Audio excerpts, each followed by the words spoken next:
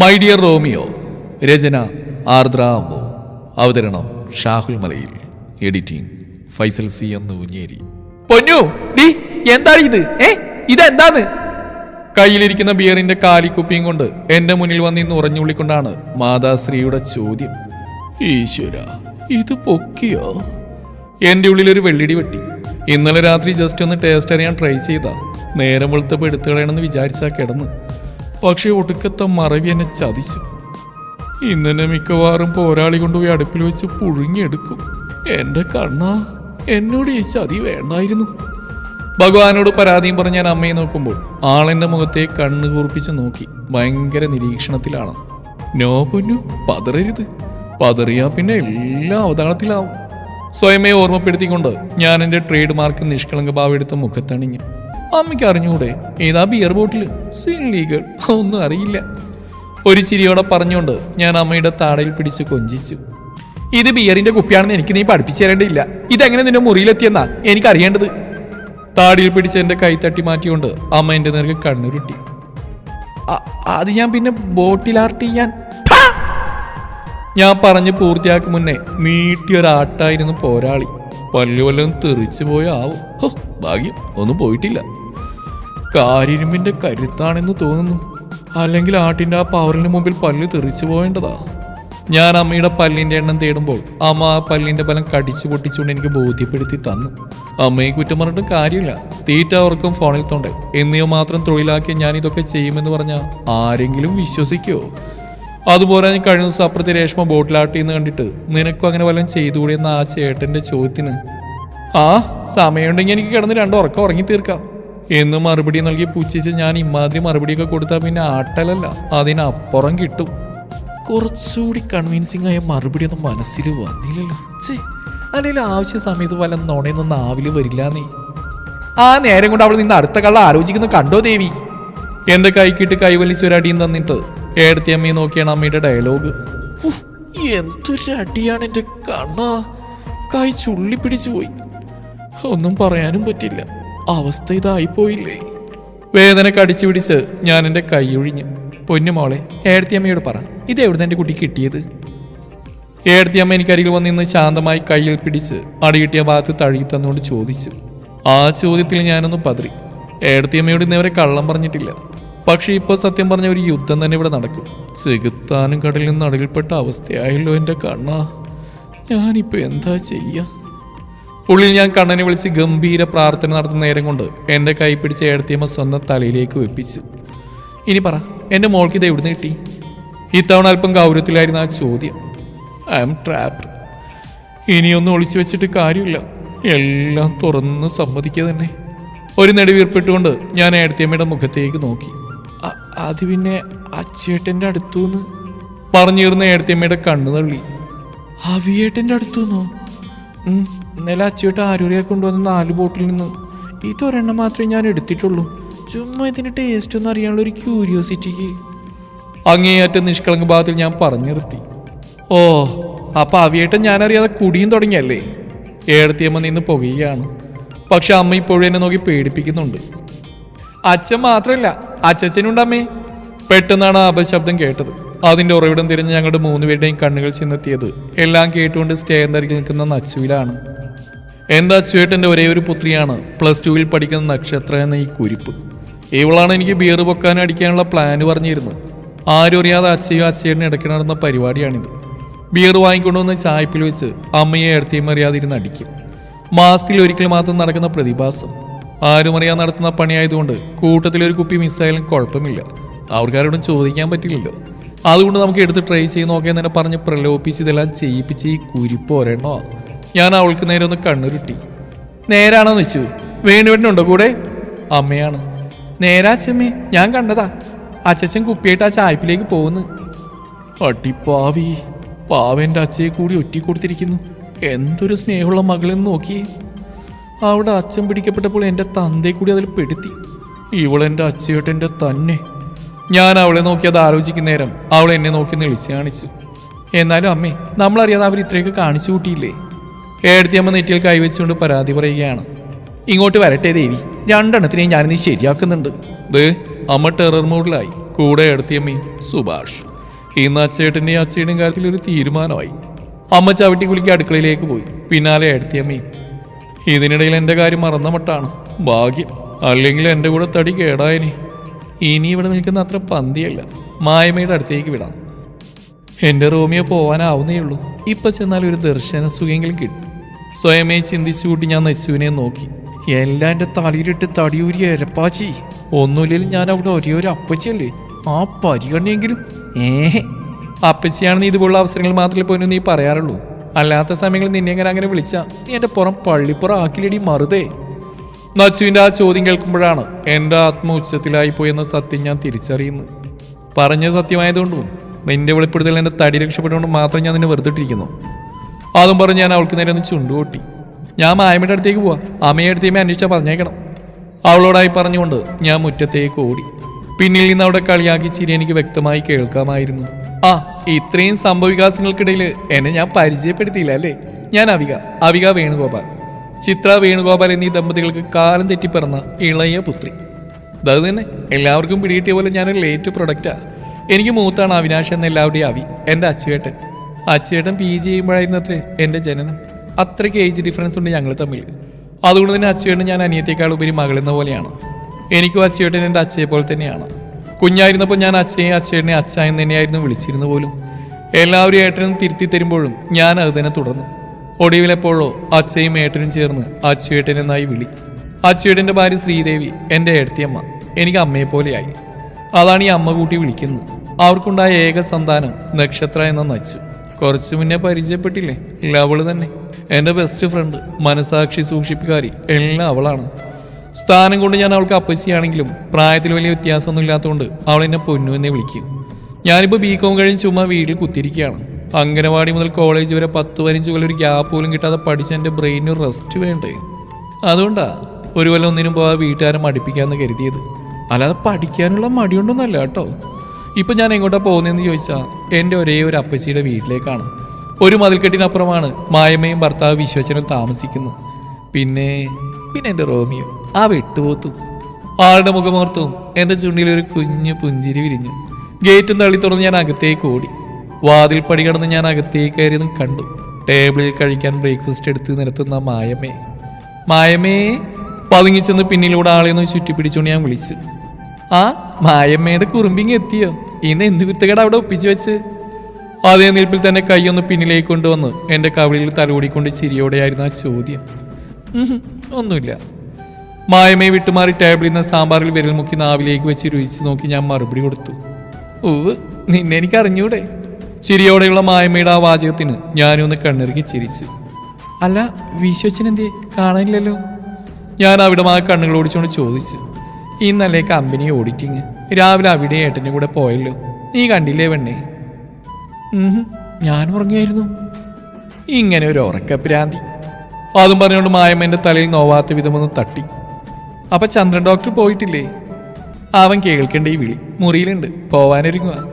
മായമ്മ പറഞ്ഞു. ഞാനൊന്ന് ചിരിച്ചു. എങ്കിൽ ഞാൻ പോയി വിളിച്ചിട്ട് വരാം.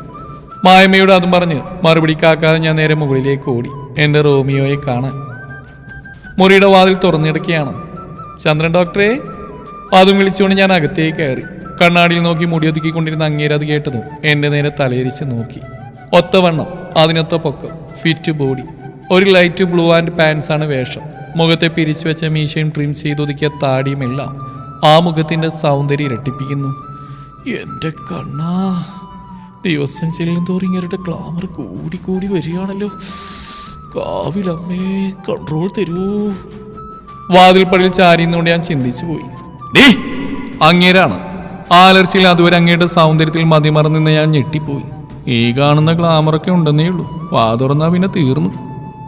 എന്നെ അങ്ങനെ വിളിക്കരുതെന്ന് ഞാൻ പലതവണ പറഞ്ഞിട്ടില്ലേടി. എൻ്റെ പേര് ചന്ദ്രകിഷോർ എന്നാ, അല്ല ചന്ദ്രൻ എന്നല്ല. അങ്ങേരാണ്. മുഖത്തെന്നെ കാണുമ്പോഴുണ്ടാകുന്ന പതിവ് ഗൗരവവും ദേഷ്യവും. അതിനെന്താ, ഞാൻ അതിനൊന്ന് മലയാളി വൽക്കരിച്ചല്ലേ? എന്താ ചോദ്യത്തിന് അങ്ങേരൊന്ന് പള്ളിയിരിക്കുന്നുണ്ട്. ശരി, ഇനി അങ്ങനെ വിളിക്കുന്നില്ല, മറ്റേത് വിളിക്കാം, റോമിയോന്ന്. കണ്ണുകളിൽ കുസൃതി മാത്രം നിറച്ചുകൊണ്ട് ഞാൻ അങ്ങേർക്ക് അരികിലേക്ക് ചെന്നു. ആളൊന്ന് പതറിയോ? വേണ്ട, നീ എന്നെ പണ്ട് വിളിച്ചിരുന്ന പോലെ വിളിച്ചാൽ മതി. എൻ്റെ മുഖത്തേക്ക് നോക്കാതെയാണ് പറഞ്ഞത്. അങ്ങനെ ഇനി മേല് വിളിക്കരുതെന്നല്ലേ എന്നോട് പറഞ്ഞ്? അന്ന് എന്നോട് പറഞ്ഞൊക്കെ മറന്നു. എൻ്റെ സ്വരം എത്ര ശ്രമിച്ചിട്ട് ഇടറിപ്പോയി. ഞെട്ടിലോടെ ആ മിഴികൾ എൻ്റെ നേർക്ക് തിരിഞ്ഞു. വേദന. ഞങ്ങൾ രണ്ടുപേരുടെയും കണ്ണുകളിൽ വേദന തിങ്ങി നിറഞ്ഞു. മിഴികൾ തമ്മിൽ കൊരുത്തു.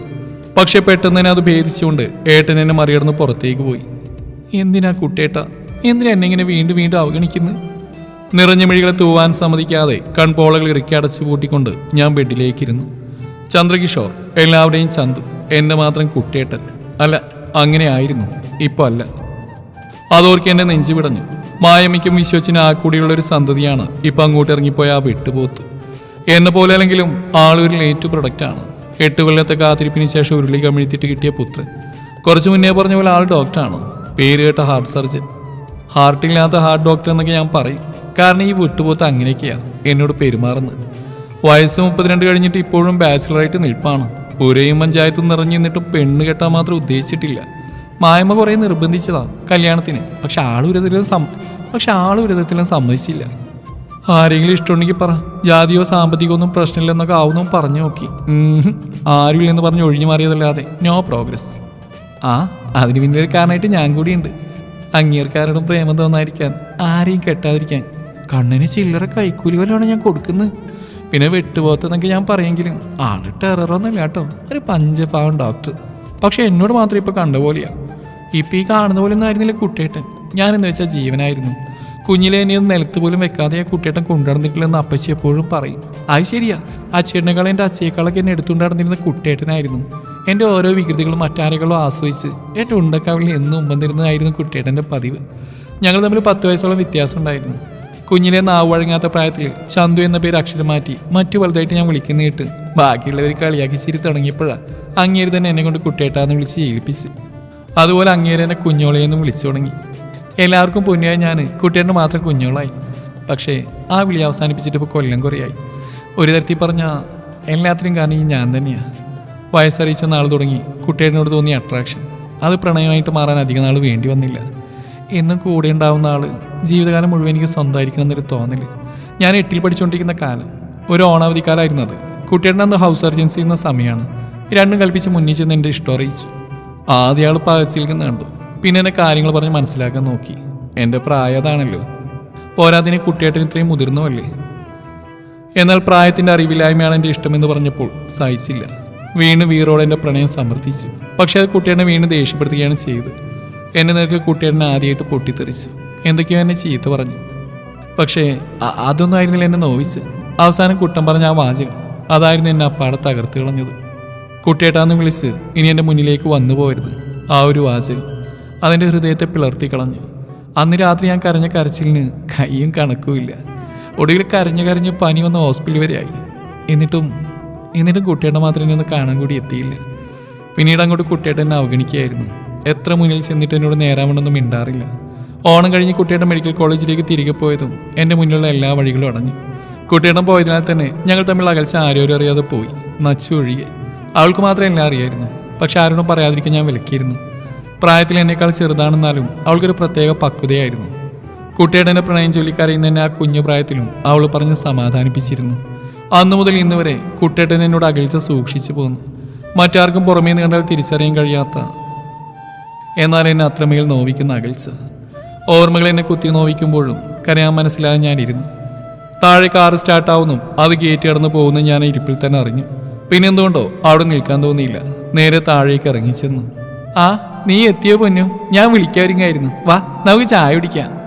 മായമേനെ കണ്ടത് സ്നേഹത്തോടെ വിളിച്ചു.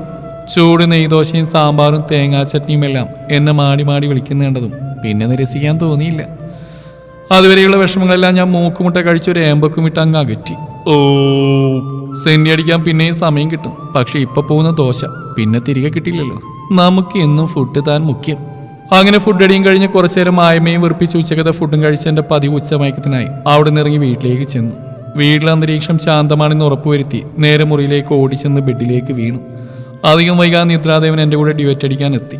സുഖകരമായ മയക്കത്തിലേക്ക് ഞാൻ പതിയെ വഴുതി വീണു. നീണ്ട നേരത്തെ മയക്കം വിട്ട് ഞാൻ എഴുന്നേൽക്കുമ്പോൾ സന്ധ്യയായി കഴിഞ്ഞിരുന്നു. കണ്ണും തിരുമ്മി കോട്ടുവായും വിട്ട് നേരെ ഹാളിലേക്ക് ചെല്ലുമ്പോൾ അവിടെ ഇരിക്കുന്ന ആളെ കണ്ടത് എൻ്റെ കണ്ണുകൾ വിടർന്നു. അച്ഛമ്മ! അത്യധികം സന്തോഷത്തോട് വിളിച്ചുകൊണ്ട് ഞാൻ അങ്ങോട്ട് ഓടിച്ചെന്നു. നിലത്തേക്ക് മുട്ടുകുത്തിരുന്ന് സെറ്റിലിരിക്കുന്ന അച്ഛമ്മയെ ഞാൻ ഇറുകെ കെട്ടിപ്പിടിച്ചു. എപ്പെത്തി? തീർത്ഥാടനം കഴിഞ്ഞ്? ഒരു നിമിഷത്തിന് ശേഷം അകന്നു മാറിക്കൊണ്ട് ഞാനത് ചോദിക്കുമ്പോൾ ആ ചുക്കി ചുളിഞ്ഞ കൈകൾ എൻ്റെ കവിളിൽ സ്ഥാനം നേടിയിരുന്നു. ഇച്ചിരി നേരായതേ ഉള്ളൂ എൻ്റെ പൊന്നു. എൻ്റെ നെറ്റിയിൽ വാത്സല്യത്തോടെ ചുംബിച്ചുകൊണ്ട് അച്ഛമ്മ പറഞ്ഞു. എന്നിട്ട് എനിക്കൊന്നും കൊണ്ടുവന്നില്ലേ? കുറുമ്പോടെ ഞാൻ പറഞ്ഞിരുന്നു. അമ്മ ഒരു ഗ്ലാസ് ഗുരുവായൂർ പാൽപ്പായസം എനിക്ക് കൊണ്ടുവന്ന് നൽകി. അത് കിട്ടിയിട്ട് ഞാൻ അച്ഛമ്മയുടെ കവിളിൽ അമർത്തി ചുംബിച്ചുകൊണ്ട് പുള്ളിക്കാരിയുടെ അടുത്തിരുന്ന് പായസം കൂടി തുടങ്ങി. അച്ഛമ്മ വന്നുകൊണ്ട് ആകെ ഒരു ഓളമായിരുന്നു. അതിനിടയിൽ അമ്മയെ അടുത്തി അമ്മയെ അച്ഛയെയും അച്ഛയേട്ടനെയും തുറപ്പിച്ച് നോക്കുന്നുണ്ട്. അവർക്കാണെങ്കിൽ കാര്യവും മനസ്സിലാവുന്നില്ല. രാത്രി മുറിയിലേക്ക് ചെല്ലുമ്പോൾ കണക്കിന് കിട്ടിക്കോളും. ഉള്ളാരെ ഊറി ചിരിച്ചുകൊണ്ട് ഞാൻ ഓർത്തു. എനിക്കിപ്പോൾ മോശം സമയമാണെന്ന് പറഞ്ഞ് അച്ഛമ്മ കയ്യിൽ എന്തെല്ലാമോ ചരടുകളൊക്കെ കെട്ടിത്തന്നു. പക്ഷേ എൻ്റെ കോൺസെൻട്രേഷൻ അപ്പോഴും പാൽപ്പായസത്തിലായിരുന്നു. പക്ഷേ പിന്നീട് പറഞ്ഞ കാര്യം കേട്ട് ഞാൻ പായസം നെഞ്ചിൽ കെട്ടിയതുപോലെ ഇരുന്നു പോയി. എൻ്റെ കല്യാണം 1 മാസത്തിനുള്ളിൽ നടത്തണം, അല്ലെങ്കിൽ ദോഷമാണ് പോലും. അതുകൂടെ ആ കുറേ ക്ഷേത്രത്തിലെല്ലാം ചെന്ന് വഴിപാടുകളും കഴിപ്പിക്കണം, അല്ലെങ്കിൽ ആയുസിന് വരെ ദോഷം സംഭവിക്കുമത്രേ. എൻ്റെ കാര്യം പറഞ്ഞാൽ എല്ലാവർക്കും ആദ്യം തുടങ്ങി. ഒന്നാമതേ ലേറ്റായി പറഞ്ഞുകൊണ്ട് തന്നെ എല്ലാവർക്കും എൻ്റെ കാര്യത്തിലൊരു പ്രത്യേക താല്പര്യവും ശ്രദ്ധയും എല്ലാമാണ്.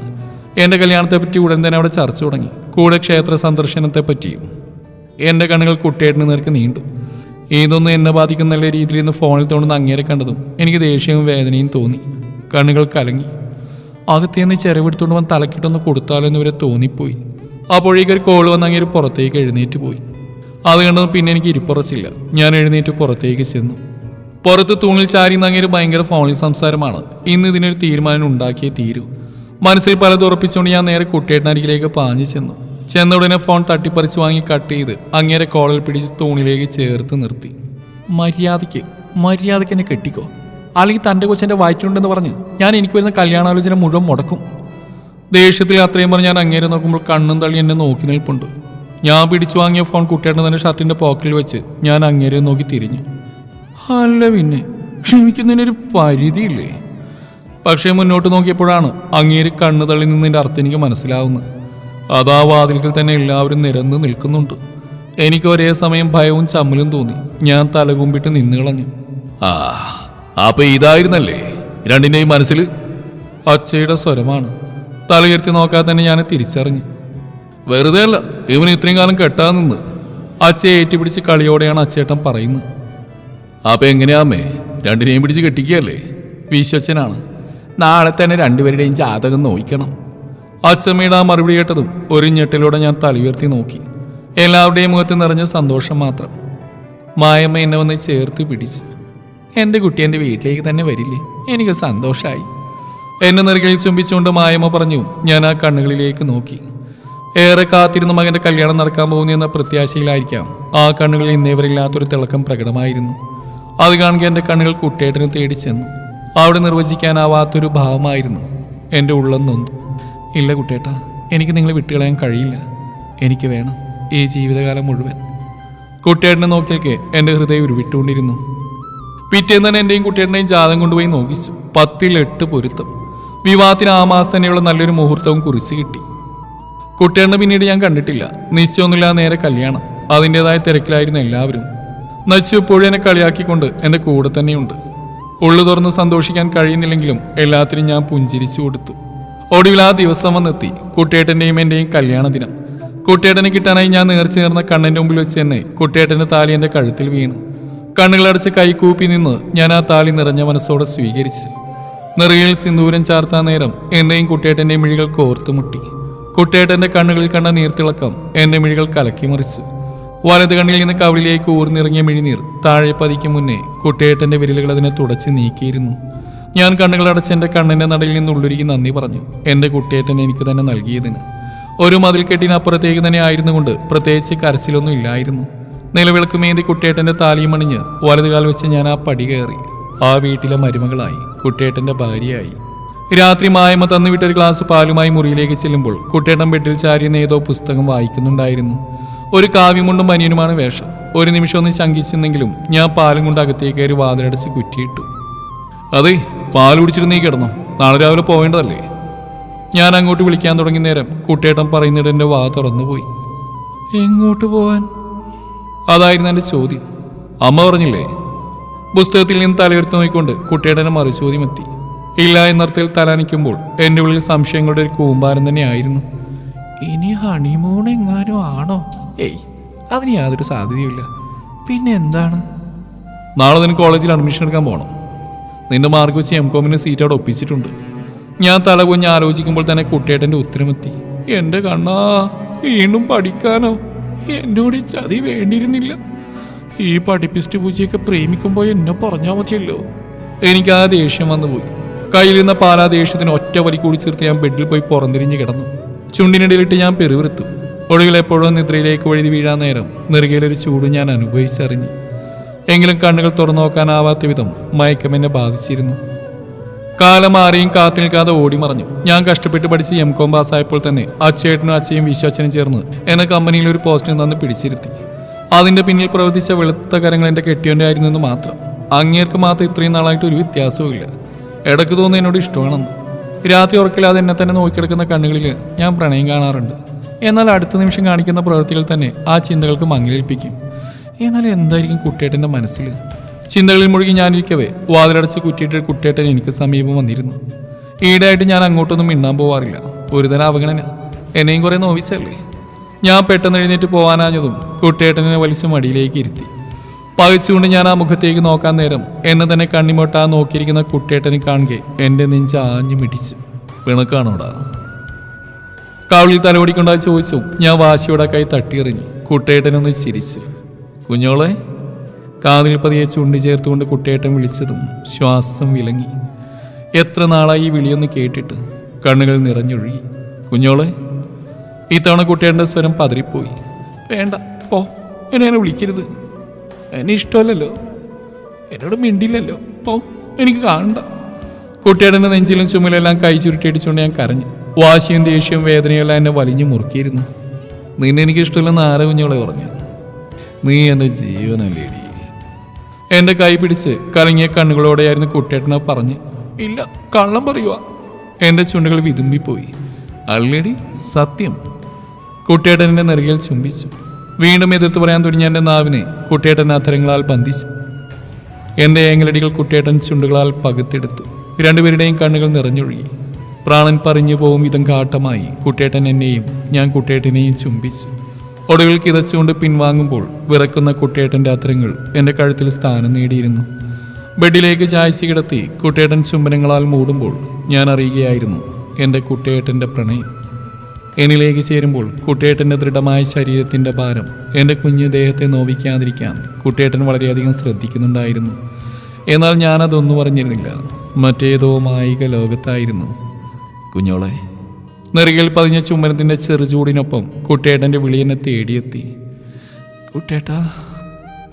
തളർന്ന സ്വരത്തിൽ ആലസ്യത്തോടെ ഞാൻ ആ വിളി കേൾക്കുന്ന നേരം കുട്ടിയേട്ടൻ്റെ കൈകൾ എന്നെ വരിഞ്ഞു മുറുക്കി. ശ്വാസം മുട്ടിപ്പോവും ഇതെന്നെ ആ നെഞ്ചിലേക്ക് പൊതിഞ്ഞ് ചേർത്തു. പതിയെ നോവുന്ന കുട്ടിയേട്ടാ. ചിണുങ്ങിക്കൊണ്ട് ഞാനത് പറയവേ ആ കൈകൾ എന്നിൽ നിന്ന് തെല്ലെന്നയഞ്ഞു. എൻ്റെ കുഞ്ഞിനെ നൊന്തോ? ചോദ്യത്തിനൊപ്പം കുട്ടിയേട്ടൻ്റെ വിരലുകൾ എന്നെ തഴുകി. ഒപ്പം നെറ്റിയിലൊരു കുഞ്ഞു മുത്തം നൽകി. വാത്സല്യത്തോടെ എന്നെ തഴുകുന്ന കുട്ടിയേട്ടൻ്റെ മുഖത്തേക്ക് തന്നെ ഞാൻ നോക്കിക്കിടന്നു.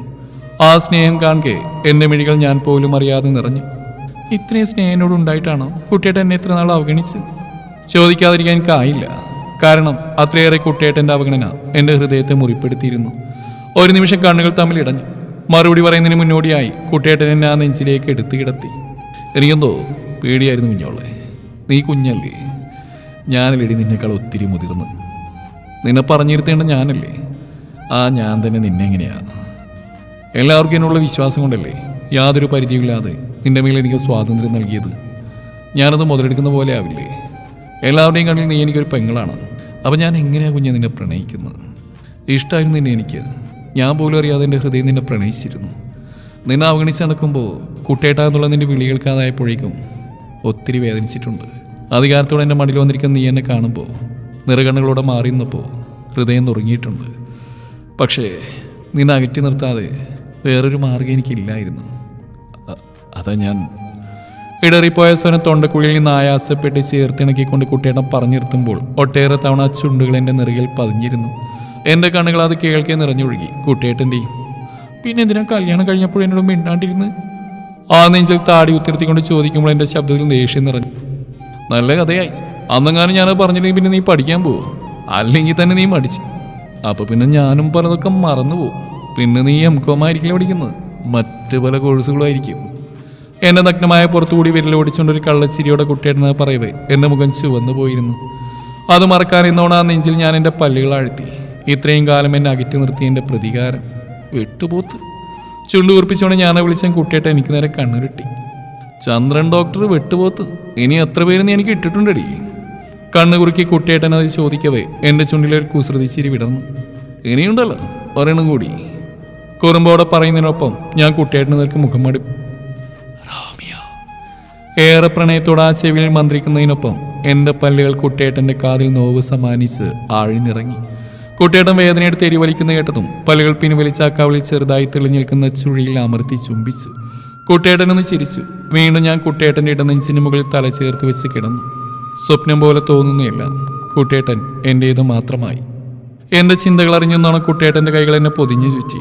ഇപ്പം എനിക്ക് മനസ്സിലാവുന്നുണ്ട്, കാതിൽ തുളഞ്ഞു കയറുന്ന കുട്ടിയേട്ടൻ്റെ ഹൃദയമിടിപ്പിൻ്റെ വേഗതയിൽ പോലും ഞാനാണെന്ന്. എൻ്റെ ചുണ്ടിൽ ഒരു പുഞ്ചിരി വിടർന്നു. നെറുകയിൽ വീണ്ടും ചുണ്ടുകൾ അമർന്നു ചേർന്നു, കൂടുതൽ ശക്തിയോടെ, ഏറെ പ്രണയത്തോടെ. ഈ കഥ ഇവിടെ അവസാനിക്കുന്നു. നിങ്ങളുടെ അഭിപ്രായങ്ങൾ കമൻറ്റുകളായി രേഖപ്പെടുത്തുക. നമ്മുടെ മലയാളം സ്റ്റോറീസിൽ രാവിലെ 10 മണിക്ക് കലിപ്പൻ പോലീസിൻ്റെ മാലാഖ പെണ്ണ് എന്ന പുതിയ കഥ ആരംഭിച്ചിട്ടുണ്ട്. രസകരമായ കഥയാണ്. കേൾക്കാൻ ശ്രമിക്കുക. Thank you.